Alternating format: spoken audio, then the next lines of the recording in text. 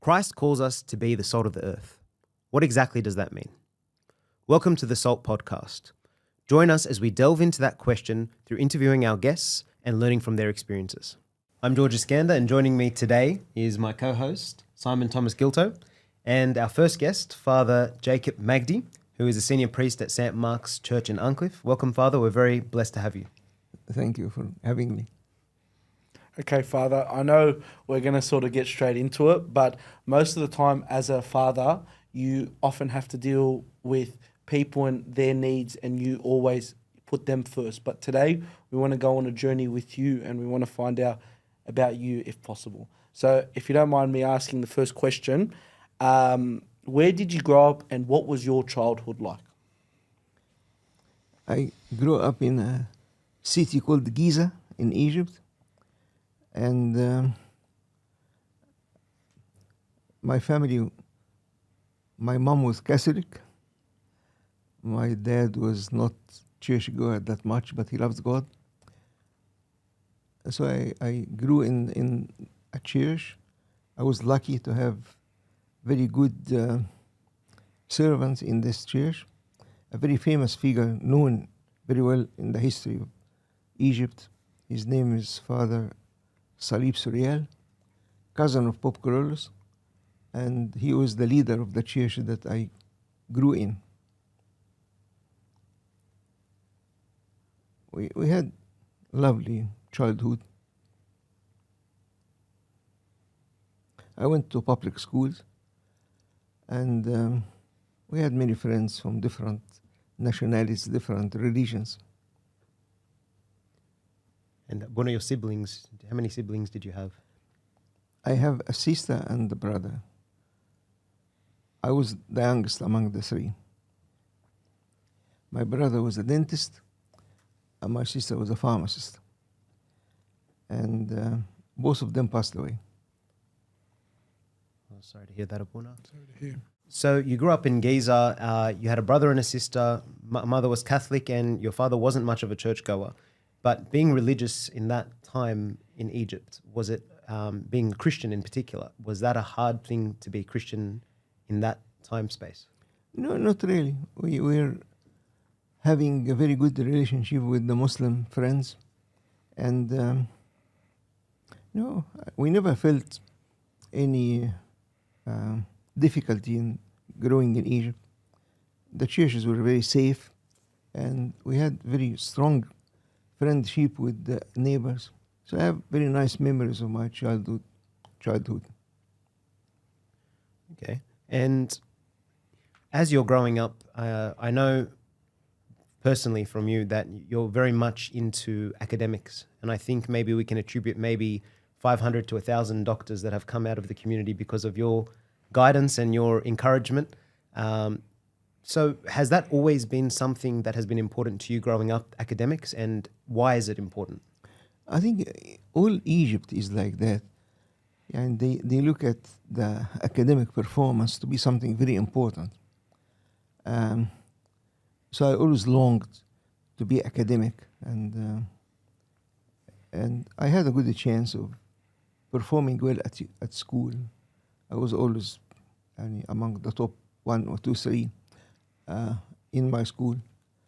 And when I came to Australia, and especially when I became priest, I found it a vehicle to ride on, like, the concept of surfing. If you like to move fast, then you utilize the wave. So I found that because of many parents like their children to excel academically, so if we provide something like that in the church, then we encourage them to join with us. We have plan. The plan is about study, but of course there's something about spirituality, what we read, what we promise God for. I found many people, because of their drive towards academic, they can limit the time that is lost in wrong things. For example, on mobiles. Normally, young people, high schoolers, spend a long time on Facebook, Instagram, these type of packages. But when we excite them academically, then we agree that enough, 1 hour or 2 hours a week, and they agree. Not for sake of God, but sake of excellence and achievement. So I found it a way. My confession father is telling me, when will you repent and stop speaking about mathematics and the physics? Yesterday I was teaching physics in the Coptic school. Wow. Still, this academic thing is running in my mind. Oh, amazing, amazing. And I know also from you that at a young age you were quite athletic in terms of playing swimming in particular. And I know that through my own personal experience with you, always encourage the youth and myself and all the congregation to be active and physical and participate in sports, go to the gym. Again, why is that something that you find important for us? I think it's an idea of shifting the focus. If I have desire to do something wrong and I keep saying no, it's not wise. Resisting is not wise. The best is to shift the focus. I give you an example. If there's food in front of me and I know that this food is not healthy, and I keep saying I'm not going to eat this food, but it is in front of my eyes, very likely, eventually I'll bow down and eat it. But if I shifted the focus and think of something else, other type of food, then I'm safe. I think St. Paul sent a letter to one of his disciples called Timothy, saying to him something like that. He was speaking in particular about sexual temptations. He said, escape, not resist. Escape means shift your focus, think of something else. And this is much more successful. We do that always. And when your mind goes in another direction, you succeed much easier than resisting. Resisting means it's on my mind. If this food that is not healthy in front of me and I'm resisting it, it's always on my mind. So in an instant of weakness, I'll eat it. But if I shift my desire and focus to something else, then I'm safer. So we use that with the students. We shifted the focus from wrong things to sport and academic. That's a very, very good point. And I want to just piggyback off that point because I'm sort of a young man in that field where I'm navigating through trying to know the difference between right and wrong and what's going to be beneficial for me. And that point you said where instead of just sort of resisting it, just completely escape it, that I can sort of see that because I feel as though when I try and overcome a sin, if I just think that I can stop it by myself or just by praying to God and not completely escaping it, then I'll eventually lose to the devil. So if you don't mind, a question I have for you is, as a young man, when you were a bit younger, what struggles did you sort of have growing up?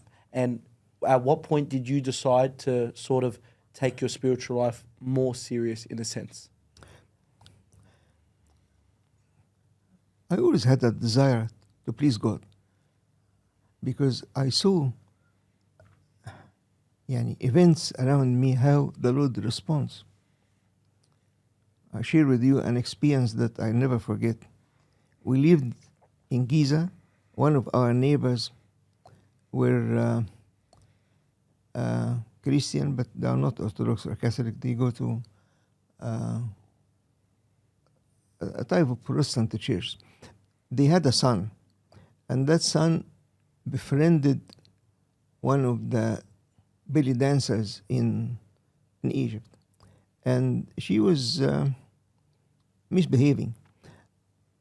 And she liked to marry him. His parents were very suspicious about her repentance.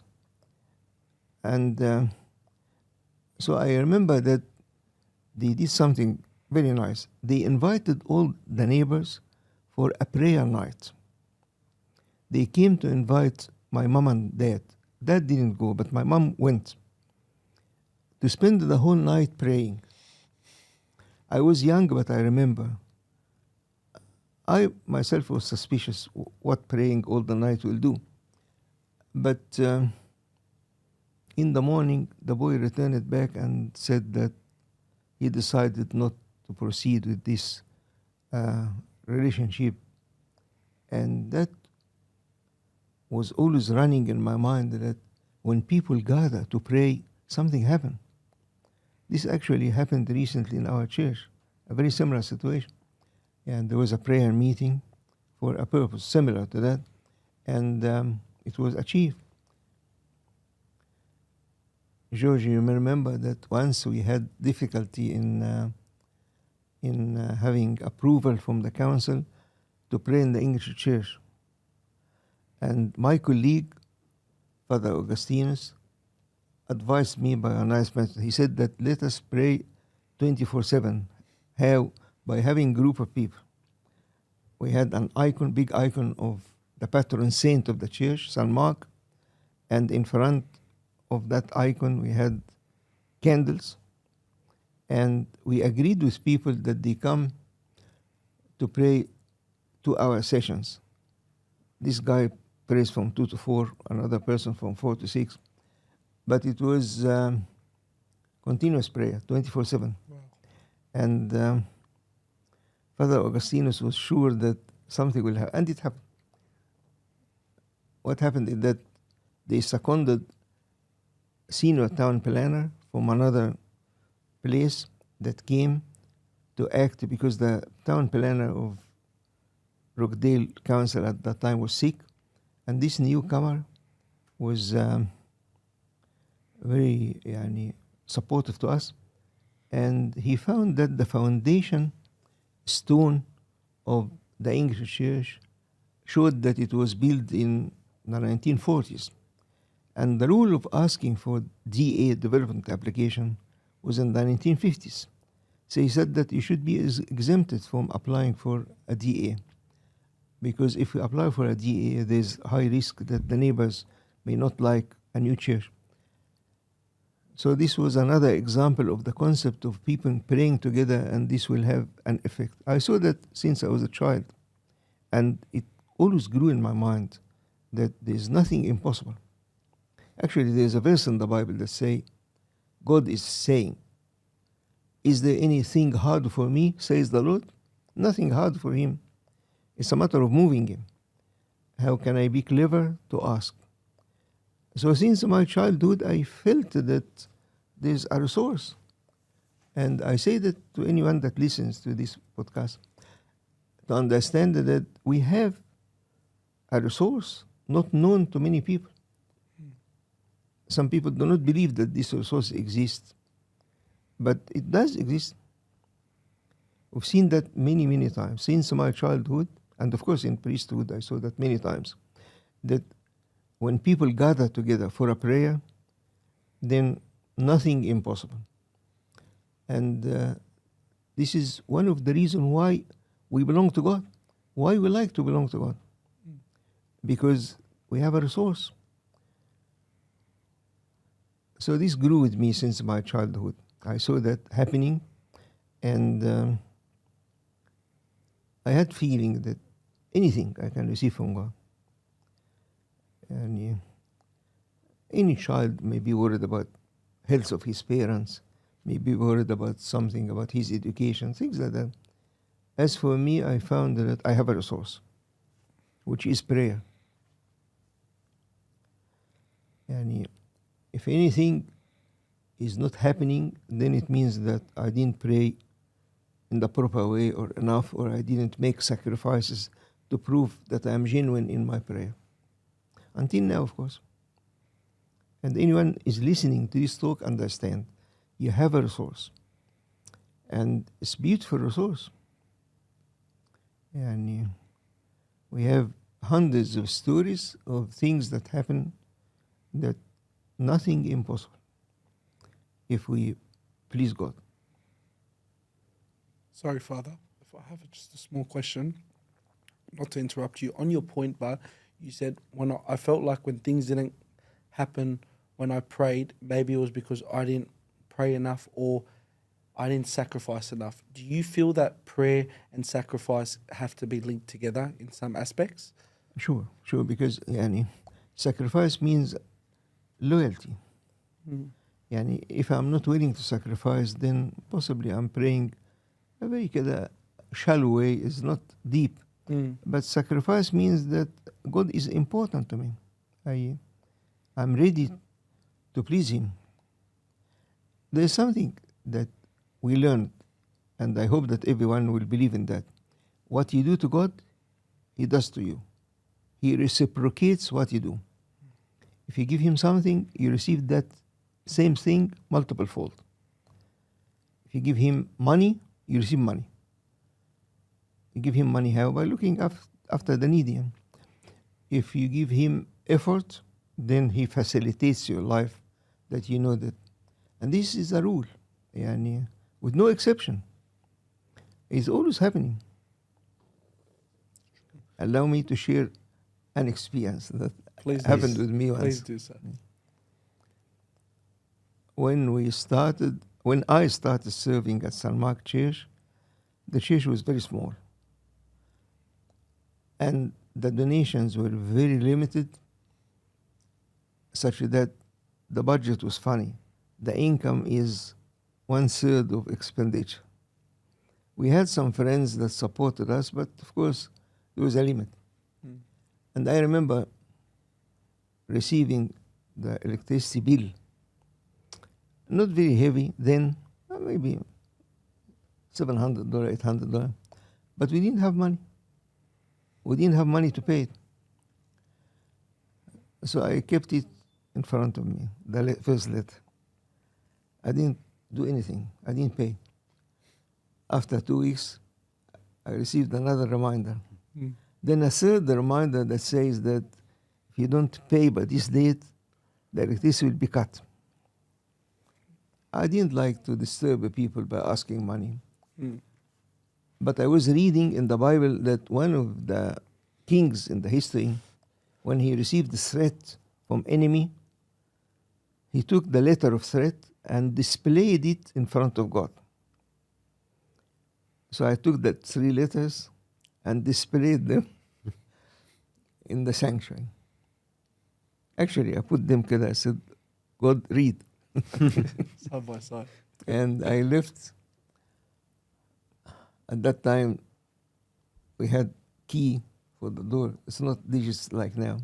So I locked the door and left.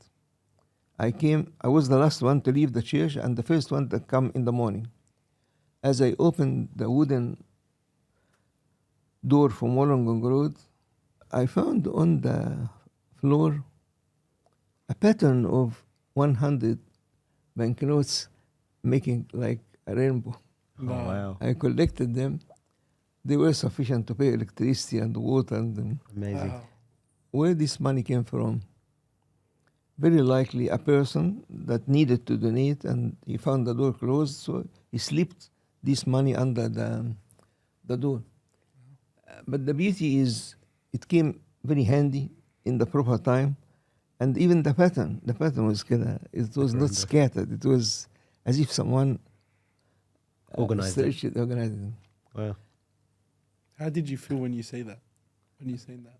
How did I? How did you feel? Well, it was tremendous joy, not because of the money, Of course. but because the Lord is not letting us down. Yeah. Yani, the first year in my priesthood, I didn't take salary. There was no money in the church. So I had to work outside. With this gown, I would go to work, and Pope Shenouda, the head of the church then, said to me, enough to work 1 year.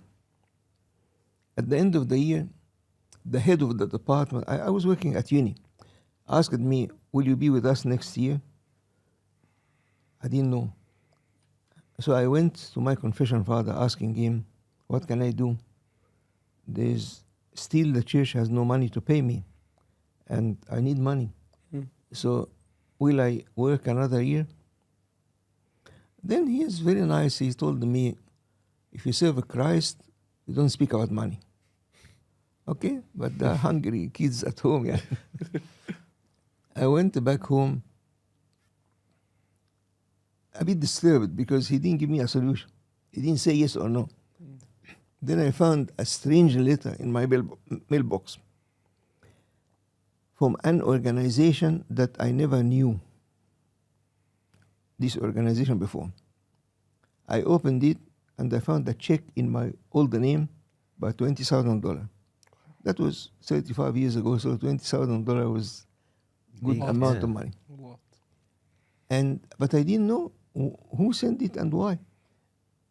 There was no Google, but there was telephone directory. I knew the organization. I telephoned them and asked them, "Did you send the money to me?"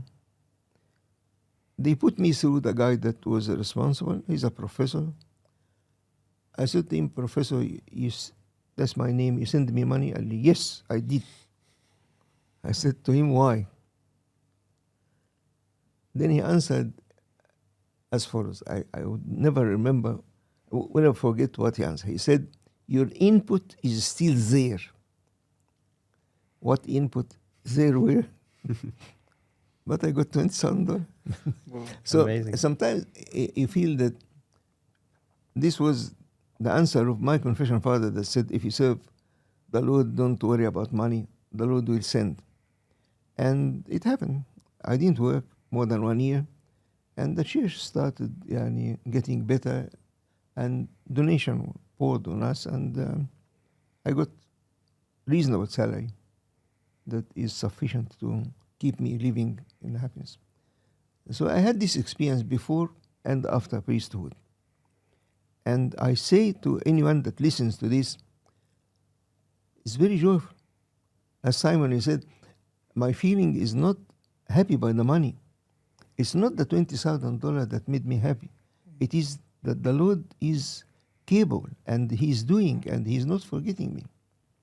The feeling that the creator of all this, the King of Kings, is caring about this existence, very small person among 7 billion people in the world, caring about him, that he wouldn't let him down when he needs. So this is the beauty of belonging to God. Lucky are those who have this treasure. Actually, Jesus Christ said that it is a treasure. And if you find this treasure, then you are lucky. You spend the rest of your life with assurance. There's nothing that should disturb me. I know that He is there. And He'll come in the suitable time. Even if He comes a bit late, it doesn't matter. I wait on Him. But eventually He'll come and answer my petition. So when you talked about communal prayer, you talked about personal prayer, and the next point is going to your confession father for advice. So maybe talk to us a little bit about your relationship with your confession father and how important, or the fruits that you saw when you would obey or listen, or what was the attitude when you would go to your confession father? Was it always whatever he says, not questioning, and is that where you found the most reward? I found that in traditional churches, having a confession father is a gift because it solves many problems. When we trust this person and we consider that he is doing things through God by the Holy Spirit, then this solves many problems. People like stories. I tell you a story. In one of the families, a husband and wife had big fight about having the key for the car. The man liked to go out, and the wife said, "No, I don't give you the key." And "Give me the key." She says, "No, yes." And the fight was very bad, and eventually they called the police. And they called a priest. The police came before the priest. The priest was sick, he came slowly. The policeman came in and he couldn't understand. First they speak broken English, and he starts saying, "Who is the owner of the car?" "It's him, it's me." "Why don't he get..." He was lost between the husband and wife. Then the priest came.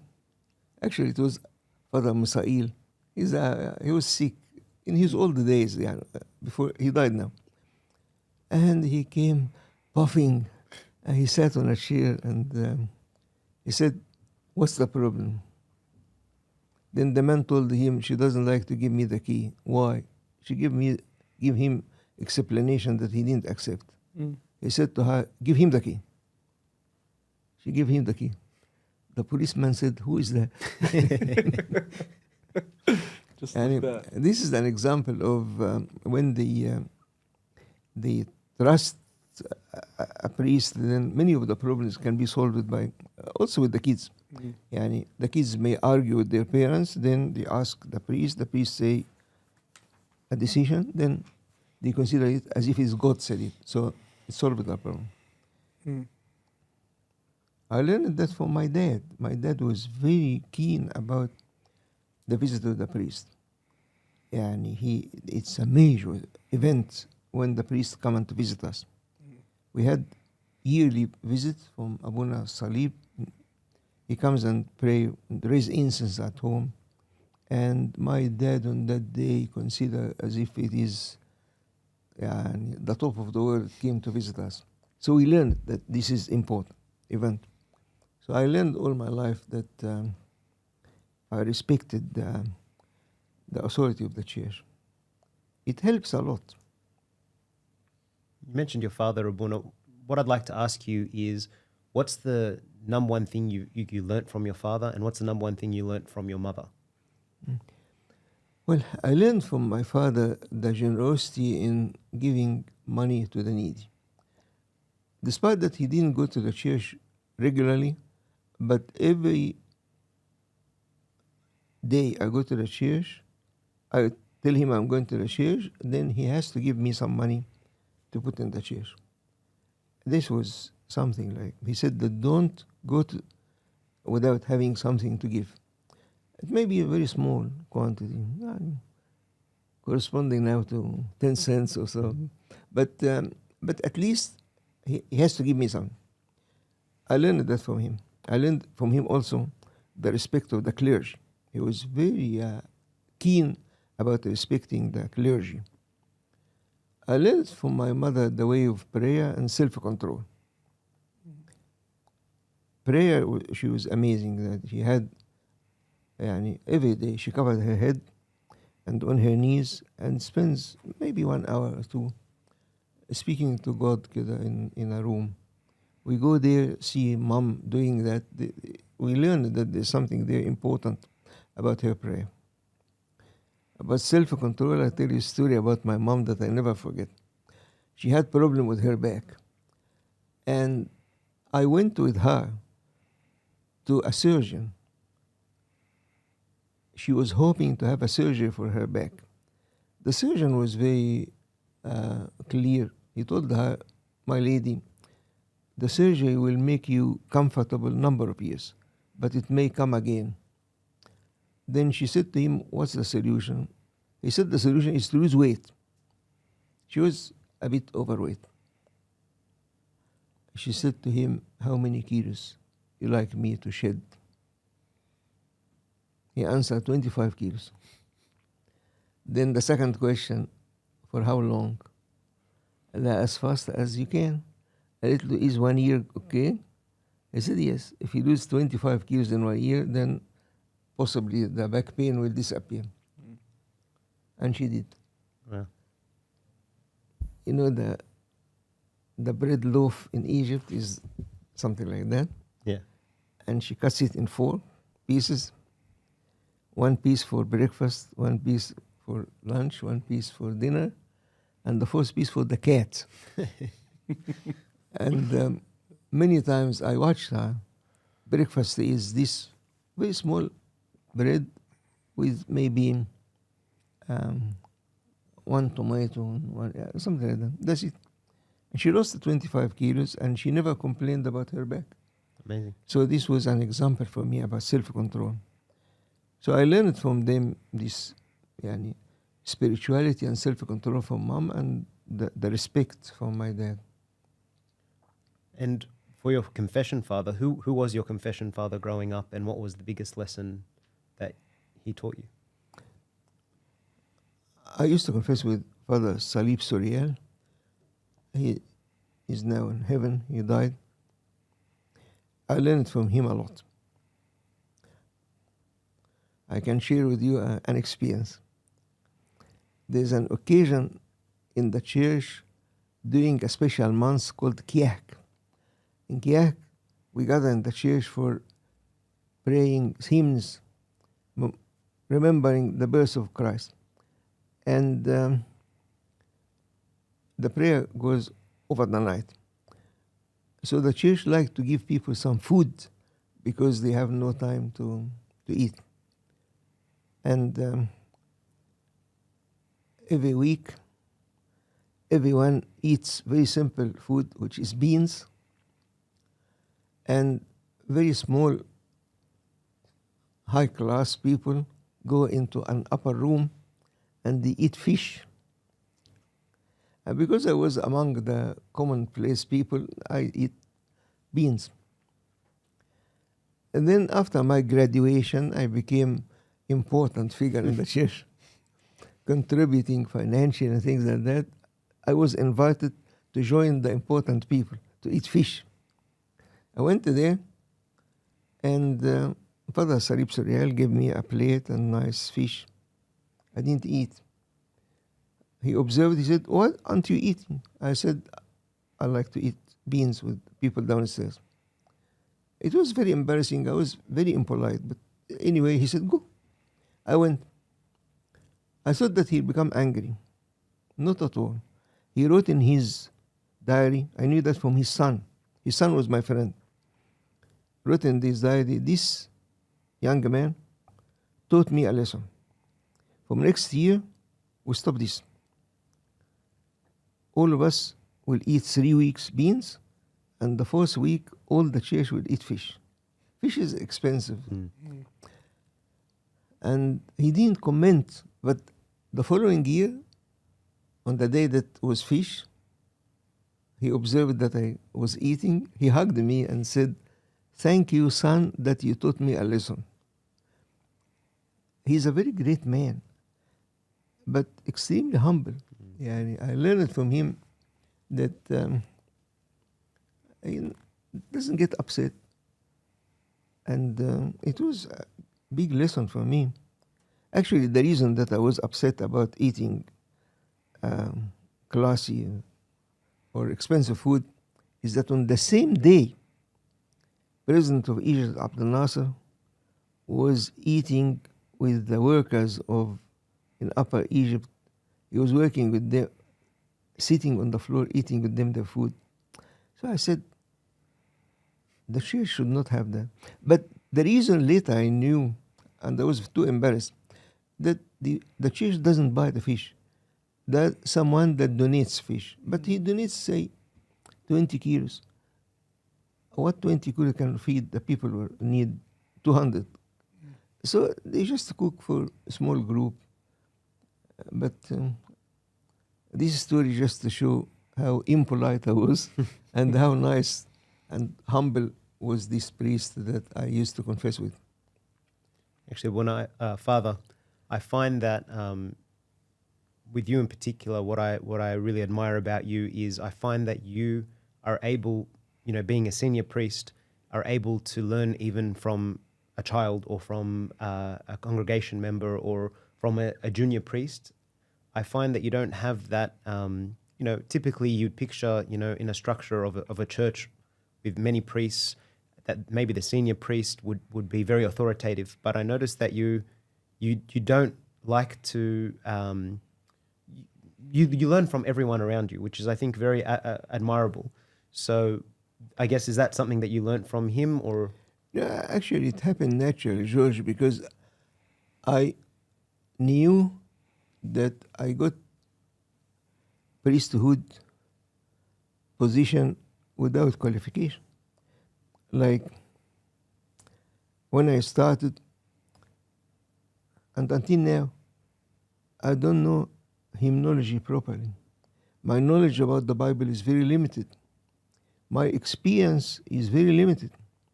So I needed help. And when I see this help coming from younger priests or from servants like your dad, I really feel that it's a gift from God. And this is the resource. Like, I didn't pretend. I didn't find difficulty in respecting them because they know better than I. It's not humbleness, it is the reality. Like, for example, Sunday school. We have a giant in looking after Sunday school. That's Uncle Magdy led. When I say giant, he's been one of the top people in this administrative way of running Sunday school. So when I respect his opinion, what he says I follow. It's not humbleness for me, it is recognition of his status. So it happened naturally. It's not that I'm humble, it's the reality is that those people are very high. Yani now, when any issue happen, particularly among the youth, they ask a question. I say, wait a minute, or wait a day, I'll answer you tomorrow, and I ask Father Mark. It's not humbleness for me to ask him. I know he is knowing better because he grew in this culture and he is very wise and he knows. I don't know. I came from Egypt. I was educated in Egypt. When the question is about performance at uni or in a reception after marriage, I really need help. So that help is provided to me by somebody like Father Mark or Father Augustinus. So it happened naturally that I needed resources. I think in other places, when the priest is confident, it works against him. Because out of his confidence, he likes to do things by himself. It happened with me the reverse. I was very shaky. When I came to serve in the church, I really felt that hundreds of things I don't know. And I was not pretending. The reality is that I needed help, and the help was given. Like the resources are human resources. We have, for example, let me speak about your dad. I don't know. Before your dad is the head deacon, head one that runs hymnology and things like that. Before him, there was a person that passed over to heaven. His name was William. This man was very decent to the extent that he knew my limitation. But he never corrected my mistakes in front of people, never. He gives me a phone call in the evening and presented the thing as if he's asking. But I knew that's his nice way of correcting a mistake that I did. And in the rituals of the church, some days are different. For example, we say this instead of that, or do something that once a year. My memory doesn't help me. My knowledge is not good. So I go there, find him writing that for me. He writes for me. Today we do so and so. And he never showed anyone that he's doing that to me. Never. In front of people, he respects me. Even if I do mistake, he follows my mistake. He never correct. But later, after 1 or 2 days, in a telephone call, he made in a very polite way. So I was lucky, really lucky, that the resources in the church are amazing. Those people are unbelievable. And all of them. In administration, the best thing is delegation of authority. Typically, when you speak in the world about delegation of authority, you delegate authority, but you watch over the big brother theory and to see what's. This doesn't happen in the church at all. Because what's big? Yeah. If a person like, say, the one that's running canteen, I know him. I know how he loves God. I know how he donates his money. Is that the person that I act as a big brother to see his budget? It's shame on me. He's very honest. Like the builder in our church, Victor Bustauros. He's the builder in our church. He doesn't charge. He doesn't take money. So what big brother? And the resources are, for us, the church is different. The administration of in the church is different. When you delegate authority, forget about it. That's it. Because you trust the person more than I trust myself. Yani, do I trust myself in building better than Victor? Do I trust myself in bookshop more than Joe? Those people are very knowledgeable, very honest, very hardworking, and you need them. And this may be one of the reasons of success. I said that to new priests. When new priests ask me for advice, I say the best thing is to be ignorant and lack resources and have no talents. Because if I have talents, this is catastrophe. If I trust myself, then I can't trust the people. So it happened naturally. I didn't plan it. It just happened naturally. When I came, I was desperate to find help in Sunday school. And Magdy later came. So thank the Lord. And in other things. So this is a way that I advise new priests to know. The worst thing that can happen is that I do all things by myself without delegating authority. Because if I don't delegate authority, then the amount of work that can be done is dependent on how many hours I work. Now, when I get older, my energy is less. So the church will collapse. But if you delegate authority, there is expansion like a pyramid. Yani, there's no limit to the expansion. And this makes the church grow in a safe way, and God will bless. When Jesus sent his disciples 2 by 2, he meant to be like that. Like, if I go by myself, I trust myself. But if I go with you together, and success will happen, I know that success happened because of you, not because of me. And when I need something, I lean on you. And that is the first person that manifested teamwork in a very clever way is Jesus. At the time of Jesus, the idea of teamwork was not recognized. Now people speak about teamwork, but the first one that did a high model of teamwork was Jesus. And St. Paul. Try to find any journey that St. Paul was alone. Impossible. He never went alone. He's always having someone. Why is that? Because the support. I trust my colleague. I trust his prayer. And I need his prayer. I need his guidance. I need his advice to me. And this is a secret behind the growth of the church. One lovely young man, I used to teach at Wollongong University. He was a student then. He graduated and he's working as engineer. Very successful man. He came to the church when I was ordained. The church was something like 20 people, 30 people. Then he went and worked overseas, and he came after a number of years to visit me. He found the church, 2,000 people. He said, "Can I sit with you to know the administration model that you're using?" I was love. I told him, "Come." He came imagining that I'll tell him a model. I said, the model is failure. When the person is failure, then he begs God, and God send resource. And that's what happened then. Yani, when you feel that you need, then you beg.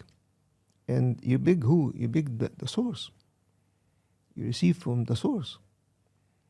The worst thing that you think that I'm capable to do it myself, then you limit the capability of God pouring. And that's the reason that when St. Paul was sick, he begged the Lord to heal him for the service.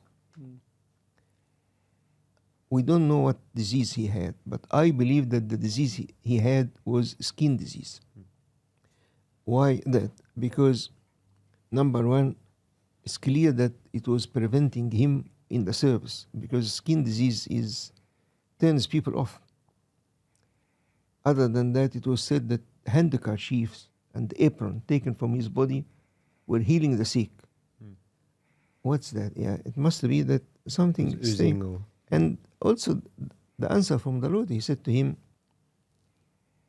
no, I'm not going to heal you, but I will manifest my power in your weakness. And this is the case, yani when we are weak, then God can work. When I'm strong, I block the resource. I don't need it because I'm strong. So recently, one of the new priests that was ordained was telling me, what's the best advice? I said, to be weak. And when you are weak, then you ask for resource, and the resource come to you. I found it treasure. One of the famous priests, I can say his name, Father Philobus. He's a very wise man. And he was recognized to be a wise man to the extent that the head of the church, we call him Pope, the Pope used to send him to solve problems in locations of the world. If a church somewhere in Europe or whatever have a problem, he sends him there because of his wisdom. He went to solve a problem and he relied on his wisdom. The problem became more exaggerated. And he was too embarrassed that instead of solving the problem, I complicated matters. He was telling me this experience, that one day he stood in front of the altar, the place we pray the Mass, and he cried with tears, saying to the Lord, I am a failure. And they send me to solve, but I am a failure. He said, on that day, the solution will start. The instant that he felt that I'm a failure, I need your help, then the Lord came in. So long as you think that you are clever, okay, solve the problem. But your capability will not be sufficient, because sometimes we need miraculous solution. We need a solution that is not available naturally. It has to come from superpower. What is that superpower? Is available for us, which is God. So do you think that's God's way of combating your pride, and that's why God loves it? Because if you show yourself to be weak or know yourself to be weak, there's no room for pride, and that's maybe the blessing that results. Exactly. You explained it in a very good way. That when we feel I'm weak, then I need strength. I'm not proud of myself, and that's the key of the power of humbleness. Yani, all the leaders are the successful leaders in the history are very humble, including someone like Pope Carolus. He was very humble. He knew that it's not me. I can't solve the problems. Some of the problems that we face are higher than the capability of humanity. Like this story of the money. And it has to come from God. Yeah. And it does. And God comes into the picture. We've seen that many times. I've saw the power of humble people, how they... Do you allow me to say a story? Of course. Okay. Of course, please. Once I was early in the morning, before the Mass, maybe 6 a.m., then I saw movement towards the toilets. I said, who is there? No one in the church. I went there to see. It was a husband and wife. Both of them are great specialists. Dr. Fatih Gabriel and Dr. Aida Gabriel. He was, they are very high, and they were very rich, very rich. They have a mansion on the ocean. Like, you drive in 5 minutes driving in their land. I went to see what they are doing. They were cleaning the toilets. Why? Because they like to be humble. And they asked me, please don't say this to anyone until we die. I say that because now they are dead. After a short time, the woman came to me and said, I need to speak to you about something serious. I said, yes, Aida. She said to me that I'm going to die after 3 months. What are you talking about? She said, I have savage leukemia. And the doctor, who is my colleague, she was working at St. George Hospital, is looking after me, and he said that without chemotherapy, you'll die in 3 months, and I'm not going to take chemotherapy. And we visited her, Amba Daniel, Abu Nawasins, and myself to pray, and she didn't take chemotherapy. And after 3 months, the specialist told her, we need to see the progression of the disease. He got blood analysis, and he answered her with a marvelous message, the best message you can ever read. He said to her, Aida, he's a colleague of hers, so he called her by her first name. There is divine intervention. Wow. There is no trace of leukemia in your blood. Wow. I related that to cleaning the toilets. It was not in vain that years. They are very rich. We used to visit them to find a whole family, someone mowing the grass, someone cooking, someone cleaning, because they have money. But when it comes to the toilets of the church, we have to do it as a... They could have sent anyone, yeah, of course. They could employ people. No, they do it. True even humility. I couldn't take photos. It was nice. Fathi rolling up his pants and carrying and they were old. The work is not easy for them. Cleaning the toilets in the churches is a mystery. Joseph, my son, he was doing HSC and he was dying to do medicine. He came to me and said, Dad, tell me something I do for the sake of God, that God will give me an offer to do medicine. I said, clean the toilet. I said, okay. Every Sunday, he comes 6 a.m. to clean the toilet. The poor guy doesn't observe that it's very clean. Why? Because his mom comes 5 o'clock. She cleans the toilet and pretends that he comes 6 o'clock to clean the toilet. It's very clean. He doesn't observe. What a beautiful story. But he got an offer to do medicine. That's beautiful, Buna. Father, I think I want to talk a bit about the success of St. Mark's Church, but before we do that, I want to go back a little bit and talk about, firstly, you mentioned your wife. How did you meet your wife, and what was the message for you that you knew that she was going to be the one that you wanted to marry? What was I was living in Czechoslovakia by myself, unmarried. And the situation is extremely, unbelievably hard. Why? Because this country, Czechoslovakia, believe that sexual relationships are a must. To the extent that they they do things. I needed to get married. If I was planning, if I go to Egypt, if I'm not married, I'm not coming back. This is hell. You can't live in these countries without a wife. So I went there hoping to get married. I spoke to one of the priests in Egypt about if there's a girl that he sees, he can recommend that I can approach her. I believe in this system very much. It's good.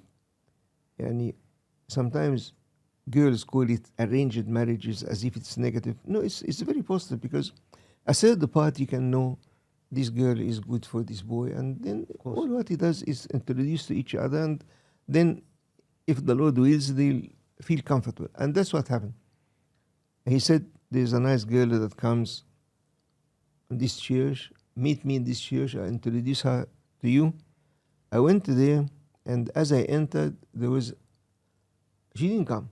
But my wife came there on that day, and she came before me as we entered.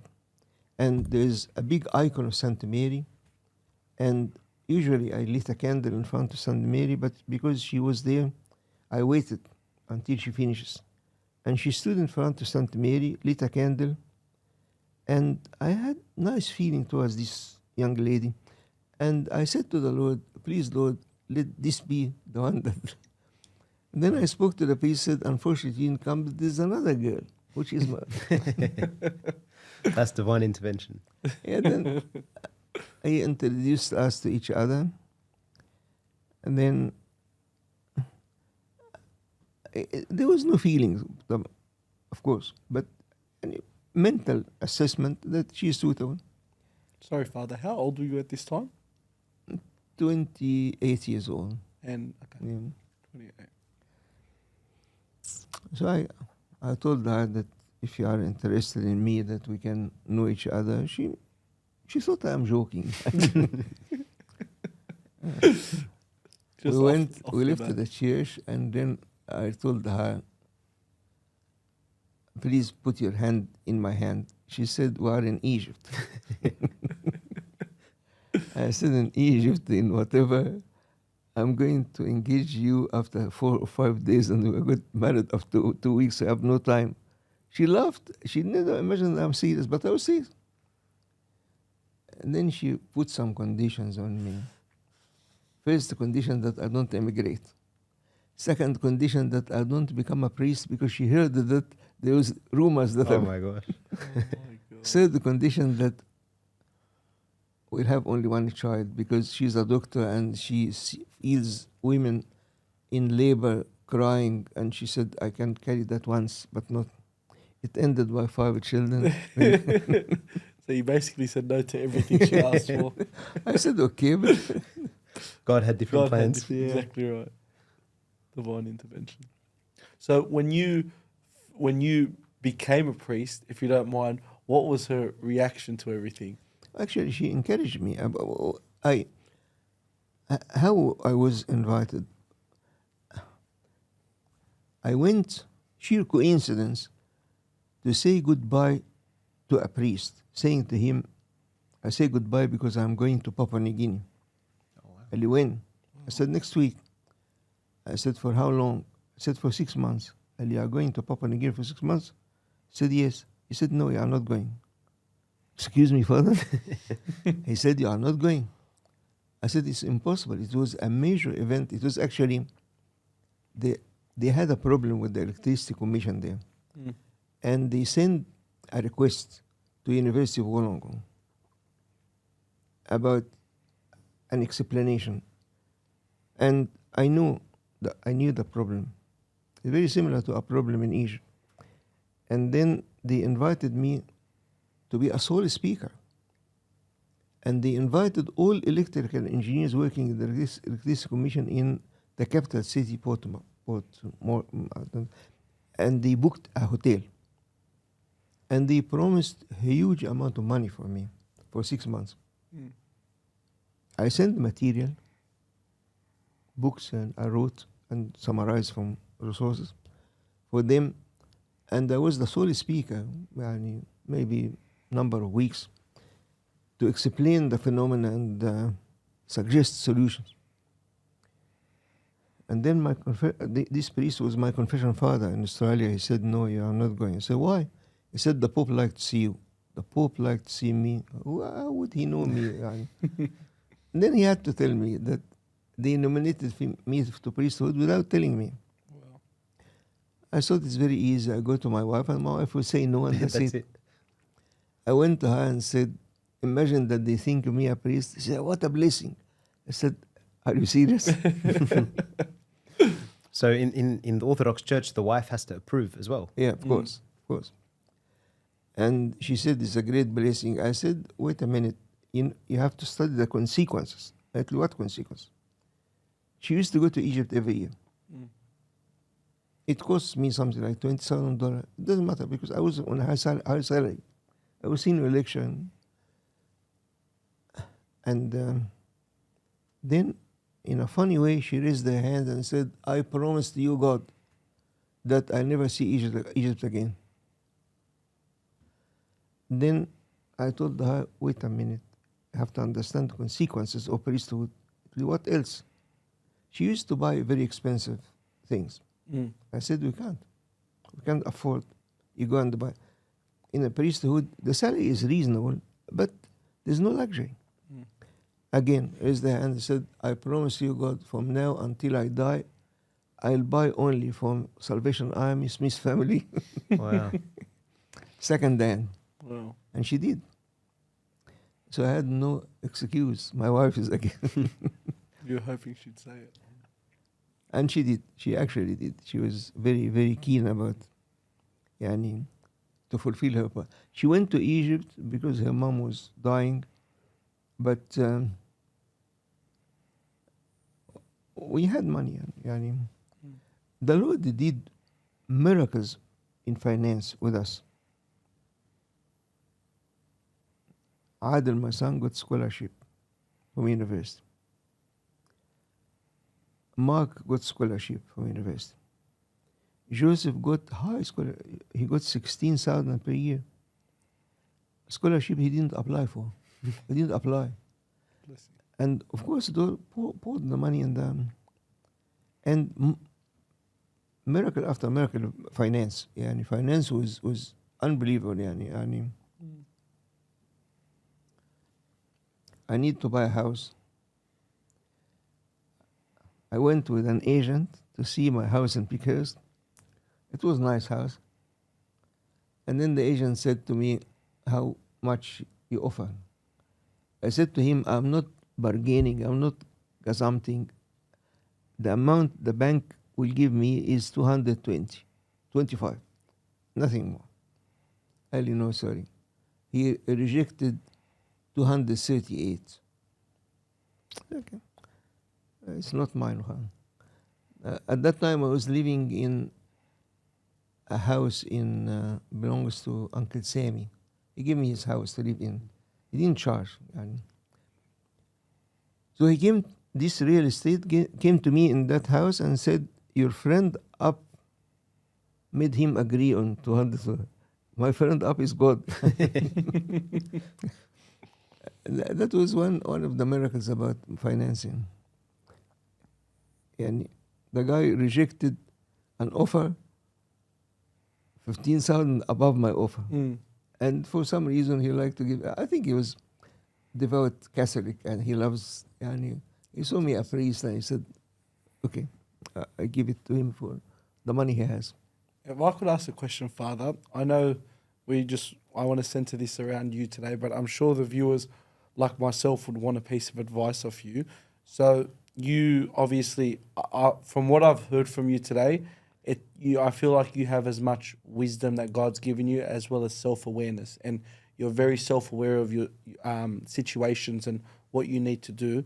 So as a younger male in the community, for example, what should a male and female be willing to sacrifice in order for a relationship to work, and what are sort of a couple of non-negotiables, would you say, considering your experiences that you had? Because your wife told you what the things she didn't want, but God's blessing changed that. Simon, the idea is love. Mm. When we love Christ, then everything works in our favor. Loving Christ is something miraculous. When you love Christ, then all things will go in the right way with you. Mm. Actually, it's a verse in the Bible. All things go well for those who love Him. And that's the reason that I say to people, if you like a partner for work or for marriage or whatever, the criterion is one. Does the person love Christ or not? If the person loves Christ, that's it. Your life will be secure. And that's what we teach our kids. What do you like to teach your kids? What's the best thing, George, you could teach your kid? It's a hard question. I think for me, it would be obviously the love of God and love of the church and fear of God as well. Yeah. That's my hope.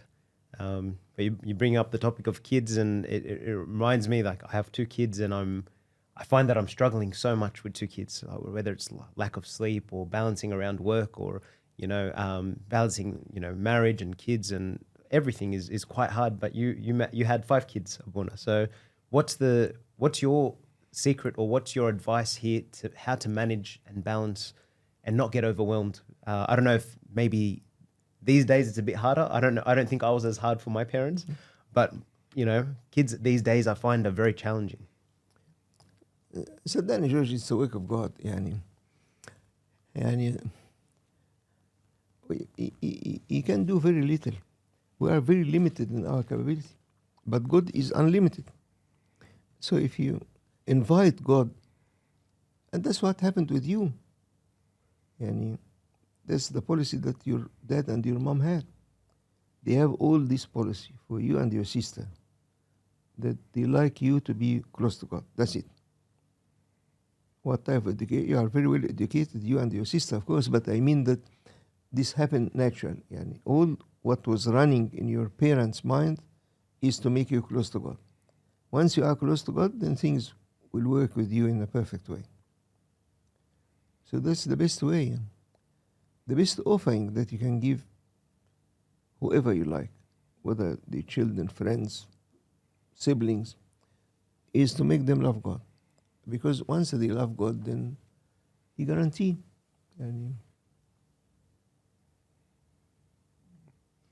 Going back, Father, to priesthood. So I want to touch on want to become a priest in the Orthodox Church. Firstly, it's not something that you put your hand forward for. You get called to be a priest. So 2 questions. Firstly, did you ever think you would be called to be a priest? And then secondly, after you become a priest, almost immediately after you're ordained, you get taken to the monastery for 40 days for training. So I want to know about your experience in those 40 days as well. It is invitation, but the invitation is a response to your love. When I was young, I always remember a sentence that David the psalmist wrote. It's recorded in Psalm 27 that say, there's only one thing that I asked, is to dwell in the house of the Lord. And that was always in my mind. The best thing that I can do to myself is to dwell in the house of the Lord. And but unfortunately, there's nothing. I was invited in Egypt, but the situation was very hard to accept.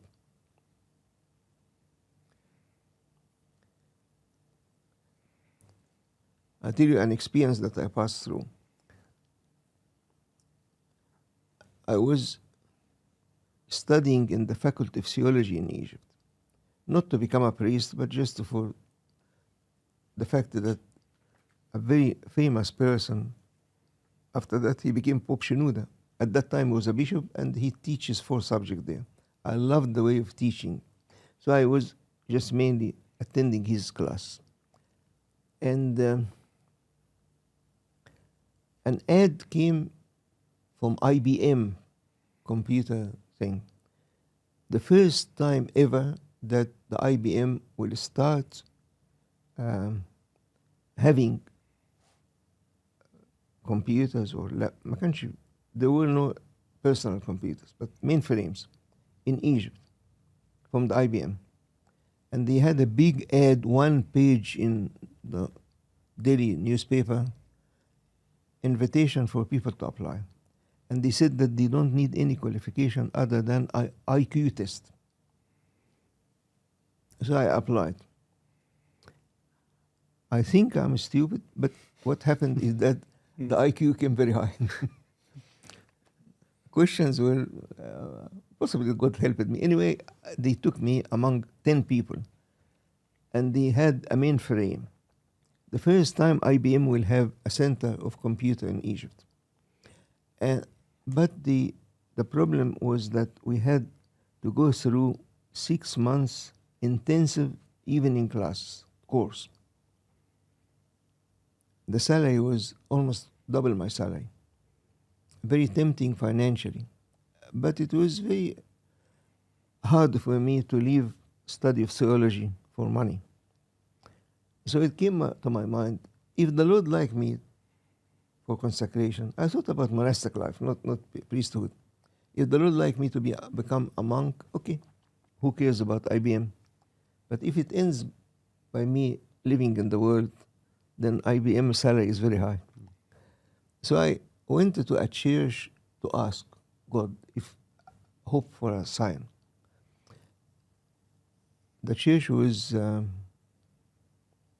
priest there is a saint, he died now. His name was Father Bishara. And I went in, and the church was empty, and he doesn't have electricity, he have only candle lights. And he was moving with incense. He's tall and skinny, and his body movements are very strange. And the censer fell from his hand. I was standing far, it came to me. And surprisingly, I caught it, and it didn't fall. Even the charcoal didn't fall. I went out to give it to him. He looked at me, raised his hand, and went back. He said, "The Lord chose you." Wow. Yeah. And then no one chose me, and so this happened 25 years before my ordination. Oh, wow. When we were ordained, we were taken to a monastery in Egypt, 40 days. That was the most enjoyable 40 days in my life. Miracle after miracle, you feel it's not the work of men. It is amazing. Joy, no explanation. Why is this joy? Very joyful. And miracle after miracle. Whatever you like, it had happened in front of you. I remember after my ordination by 2 days, my niece came and said, "I said the exam for whatever, I'm going to fail." I told her, no, you'll get distinction. She got distinction. Then she came to me and, "How did you know?" Why did I say? We're miracle after miracle. All the time. And there was 40 days of joy. And it came to my mind, if priesthood is just these 40 days enough, then we go. So it's very, very, it's not only my feeling, all the priests. The 40 days after ordination is like honeymoon, starting a relationship with God. Father, if I could ask a little bit of a personal question, because I feel like we've gone somewhere in this sit down, but it's a little bit of a two-part question. What is the hard, because life is a roller coaster, unfortunately, but what is the hardest thing that you've had to go through in your life at any point? And my second part to that would be, in the Bible, for you, what is the most comforting verse that you sort of you go towards? Because everyone may have a verse or a chapter in the Bible where they just feel comfort, but what is something that you've been through that you didn't think you were going to come out from the other side, and what's something in the Bible that's made you comfort? Thank you, Simon, for this question, because it invites me to really express a very personal experience. They are related. The hard things that I pass through and also the most joyful things, they are related. These are mainly the sins, and the good thing is understanding that God forgives. The worst thing that can happen to any priest is sin, because he feels void of peace. In the Holy Mass we say, "I ate by my own desire." About Adam. Adam was given instruction, don't eat, but he ate by his own desire. So these type of sins are very humiliating and very destructive. That I know there's sin, but I do it out of weakness. This is the hardest thing. You feel after that void of inner peace.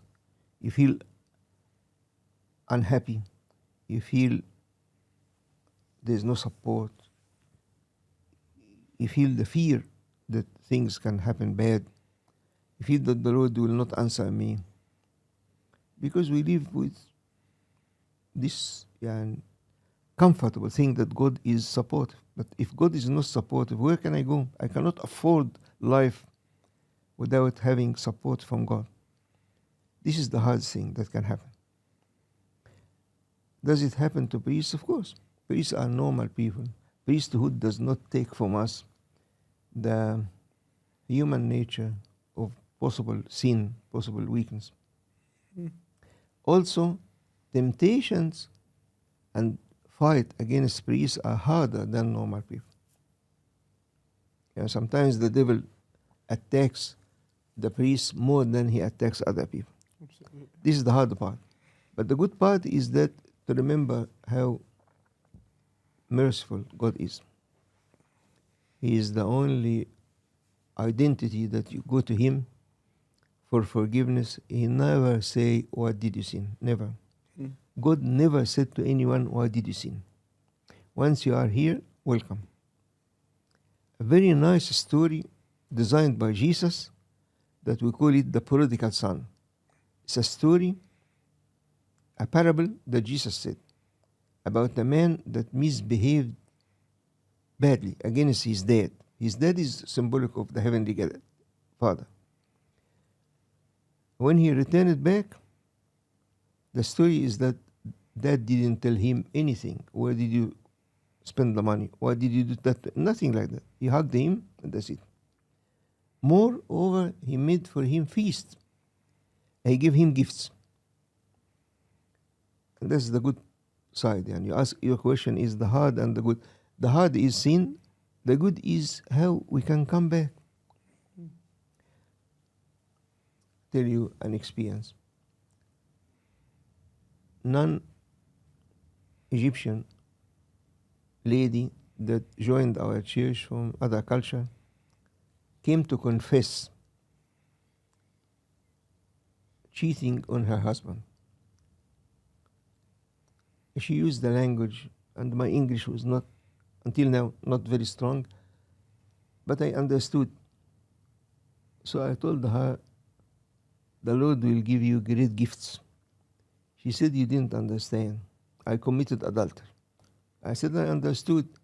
Then she said, if you understood, why do you say that God will give me gifts? I said, because He'll give you gifts. He said, what do you mean? I said, you embarrass yourself. And she's a very respectable lady. Why on earth she comes? Because she liked to be forgiven. And then she came after that, she said, it's true. I got promotion, I got which is the rule of God. The rule of God. If anyone is listening to this talk, let this person understand that the Lord is waiting for us to come back. Once we come back, no punishment, no discussion, gifts. Once we come back to Him, He gives gifts, which is amazing. Yani, I tell you an event that happened. Father Mark, one of the priests at St. Mark Church, used to work with the IBM before priesthood. One of his colleagues that he used to work with is belonging to another religion. He did something bad and his conscience was hurting him. He knew that my colleague became a priest. Then he spoke to him and said, I'd like you to give me comfort. That's what happened to me. Then Father Mark spoke to him about what we call absolution. What's absolution? Absolution is a prayer of forgiveness that God promised us. Then the man said to him, what's that?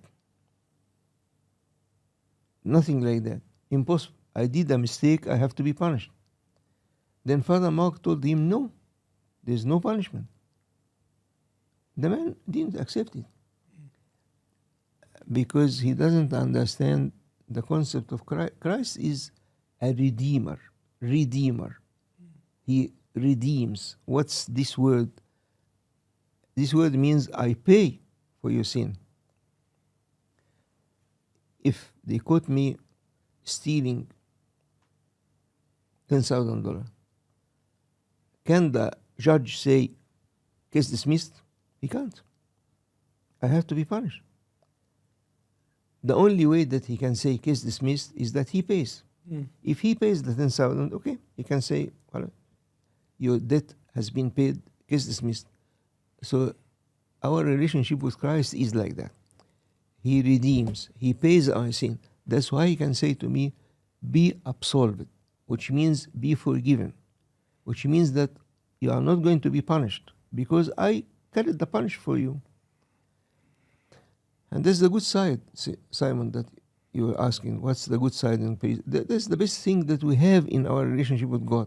The ability to always come back. Yeah, and we know that and we have no excuse. In a discussion that happened between a youth and Pope Shenouda, the leader of the church before the present leader, I was there, and the discussion went this way. The youth was telling the Pope, I am repeating sin. I do the sin and they do it again and again. Then he said to him, if your clothes is dirty, no one will ask you why you dirty it. How did you do it? No one. But they'll ask you, why didn't you clean it? What do you mean, Your Holiness? It means that sinful you are, but clean. What's cleaning? Absolution. And he elaborated, is it costing anything? It's free. It's a free gift. That's the top gift that Jesus gave to humanity.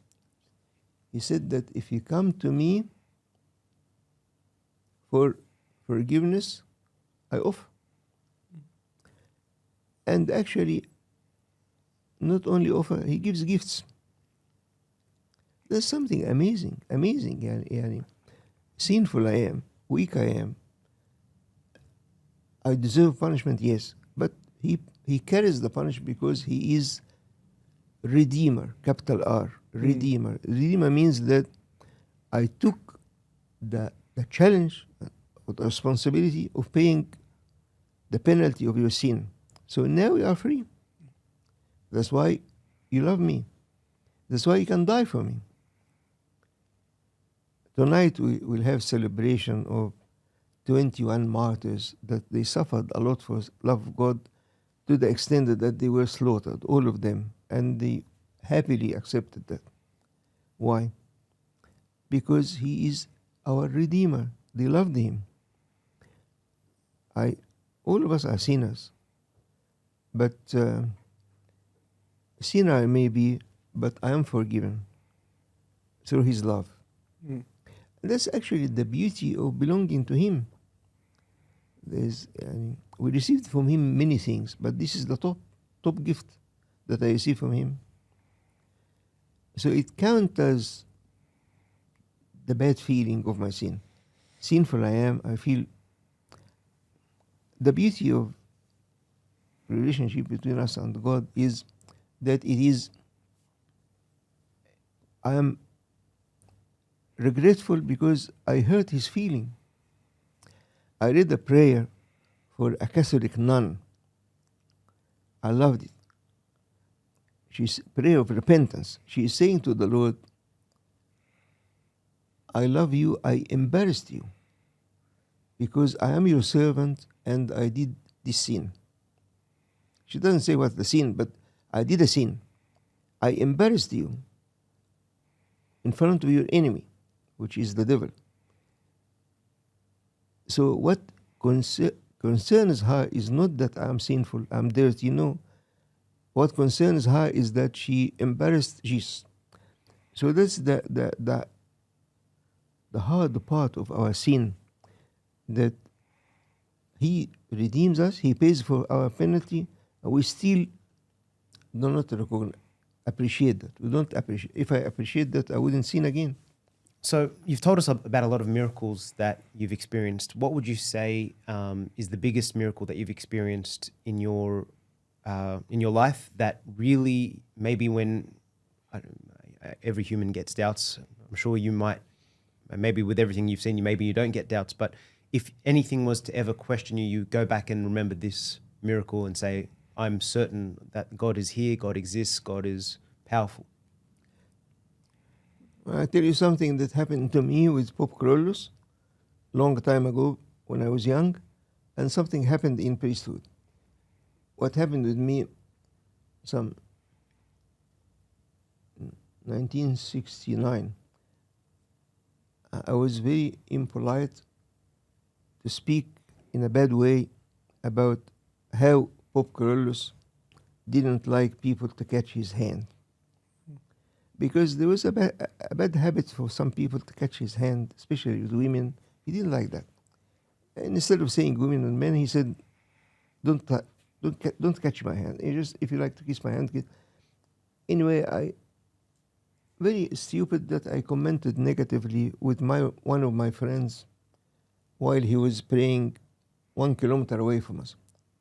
And they said, why does he do that? Why do they don't catch me? He finished his prayer and came down the stairs, and all of us went to kiss his hand. Everyone kissed his hand until my turn came. And then he pushed me and said, isn't that sufficient for you? Wow. This made me feel some of the miracles can be 99%, 99.9%, but this one is 100%, because what does it mean? And he 100% he knew.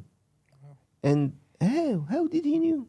He was 1 kilometer away from me. How did he knew that I said it? This was something that made me feel that God speaks to him, there's no doubt. In priesthood, something happened 2 years ago. One of our lovely youth that came from, I think he was working in Dubai or whatever, he had tumor. And he went to Father Augustinus to pray on him. Father Augustinus is an amazingly humble man. He says to him, I pray on you, but go to Father Jacob as well to pray for you. So he came to me and I said, go to Father Augustinus. I said, I just came from him. Anyway, he said the surgery is after 2 days or whatever.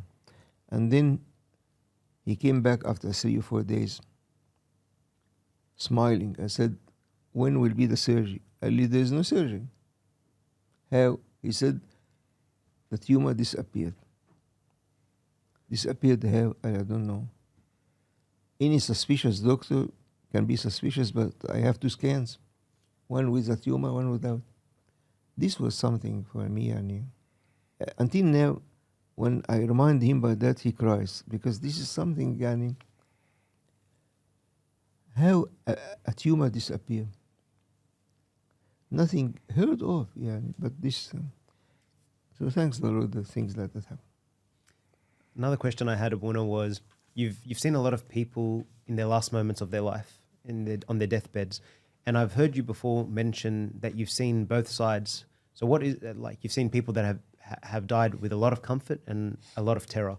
So can you maybe touch on those and just explain to us what's the most memorable things you've noticed when people are about to depart from this world? I saw 2 cases. One case of a person that the instant of his death, in hospital they have this side thing that to prevent them from it. He caught it by his hands and he was crying, saying, leave me, go away, go away. And he died. Leave me. Who is